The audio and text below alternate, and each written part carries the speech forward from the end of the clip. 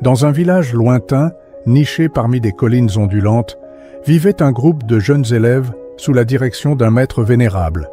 Ces élèves enthousiastes n'étaient pas seulement avides d'apprendre la sagesse, mais aussi profondément curieux des qualités et des actions qu'ils devaient éviter.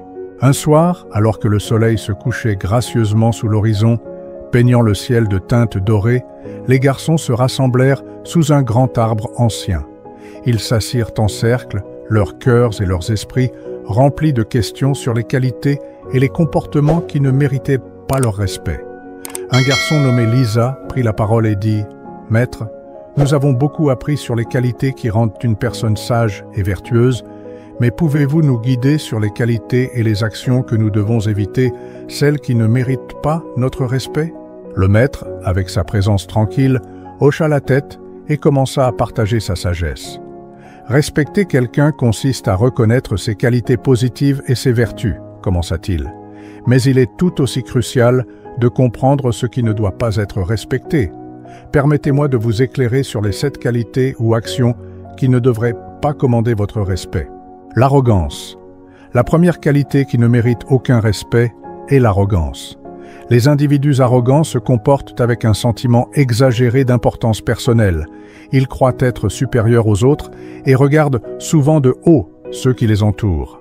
Ce sentiment de supériorité les aveugle face aux leçons précieuses qu'ils pourraient tirer de leur père et de la vie elle-même. L'arrogance mène souvent à l'isolement, car les autres peuvent trouver difficile de se connecter ou de s'identifier à une personne qui dégage constamment un air de supériorité.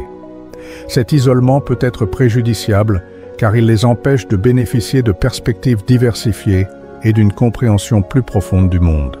De plus, l'arrogance freine la croissance personnelle. Lorsqu'une personne croit qu'elle sait déjà tout, elle est moins susceptible de chercher de nouvelles connaissances ou d'accepter des critiques constructives. La vraie sagesse vient de la reconnaissance qu'il y a toujours plus à apprendre et des améliorations à apporter. Par conséquent, l'arrogance doit être évitée, car elle empêche non seulement la croissance personnelle, mais coupe également les liens potentiellement significatifs et les perspectives précieuses. Les élèves du maître écoutaient attentivement, impatients d'en apprendre davantage. La malhonnêteté. La deuxième qualité à ne pas respecter est la malhonnêteté. La malhonnêteté signifie un manque d'intégrité et de crédibilité. Lorsqu'une personne est malhonnête, elle déforme les faits ou les événements pour servir ses propres intérêts, érodant la confiance et endommageant les relations de manière significative. Il devient difficile de compter sur une personne malhonnête ou de croire en elle. La confiance est un pilier fondamental de toute relation saine, que ce soit entre amis, en famille ou entre collègues. Lorsque la malhonnêteté est présente, la confiance est compromise et les fondations de la relation s'affaiblissent. À plus grande échelle, la malhonnêteté peut mener à une culture de tromperie, provoquant des malentendus, des conflits et un manque de coopération au sein de la société. L'honnêteté, en revanche, favorise des liens solides et des relations saines. Par conséquent, la malhonnêteté est une qualité qui doit être évitée, car elle sape la confiance et le tissu de nos connexions sociales. L'égoïsme est la troisième qualité qui ne mérite pas de respect. Les individus égoïstes donnent la priorité à leurs propres désirs et besoins au détriment des autres, causant souvent du tort à ceux qui les entourent. Ce comportement égocentrique perturbe l'harmonie et la coopération au sein des communautés. L'égoïsme peut se manifester de diverses manières: refuser de partager, insister pour toujours obtenir ce qu'ils veulent, ou chercher à gagner personnellement sans tenir compte de l'impact sur les autres. Un tel comportement érode la confiance et crée des conflits car il démontre un manque de considération pour le bien-être des autres. Une communauté qui tolère l'égoïsme souffrira d'un manque d'unité et de compassion authentique. En évitant de respecter l'égoïsme, nous contribuons à un monde plus harmonieux où le bien-être collectif prime sur les désirs individuels. La cruauté. La quatrième qualité à éviter de respecter est la cruauté. La cruauté consiste à infliger délibérément des souffrances aux autres, causant souvent une douleur considérable. La compassion et l'empathie, en revanche, sont des vertus qui méritent le respect. Ces qualités reflètent notre capacité à comprendre et à partager les sentiments des autres. La cruauté, qu'elle soit physique, émotionnelle ou psychologique, n'a pas sa place dans un cœur vertueux ou un esprit sage. Nous devons nous efforcer de cultiver la gentillesse, l'empathie et la compassion, car celles-ci mènent à un monde plus harmonieux et juste. La cruauté, en revanche, ne doit jamais être respectée. La paresse. La 5e qualité qui ne devrait pas être respectée est la paresse. La paresse se réfère aux individus qui manquent de motivation pour exploiter au maximum leurs capacités, échouant ainsi à contribuer positivement à la société. Le respect doit être réservé à ceux qui fournissent constamment des efforts et de la diligence. La paresse est une habitude persistante d'éviter le travail et les responsabilités. Ce n'est pas la même chose que de prendre une pause pour se reposer, ce qui peut être sain, mais un modèle de négligence de ses devoirs.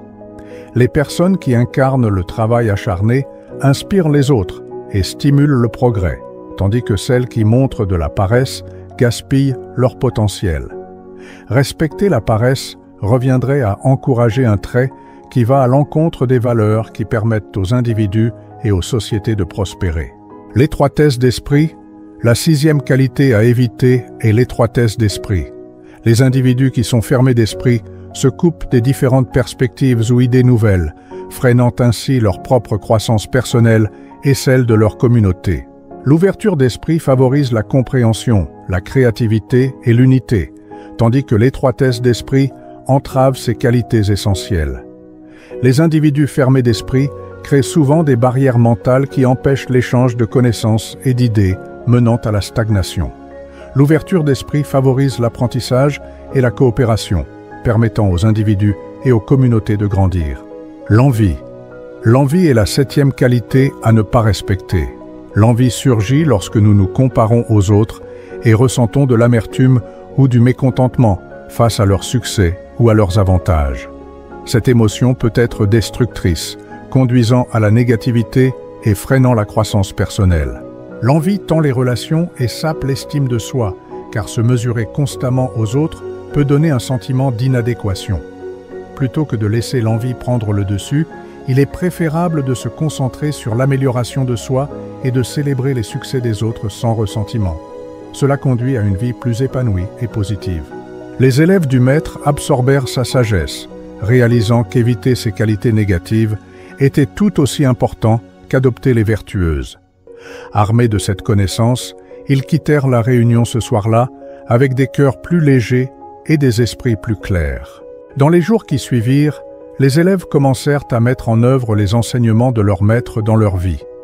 Ils constatèrent qu'en ne respectant pas ces qualités négatives, ils créaient de l'espace pour la croissance personnelle, la compassion et la compréhension.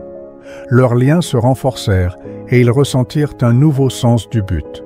Ainsi, les enseignements du maître vénérable continuèrent d'inspirer les élèves, les guidant sur le chemin de la vertu et de l'illumination.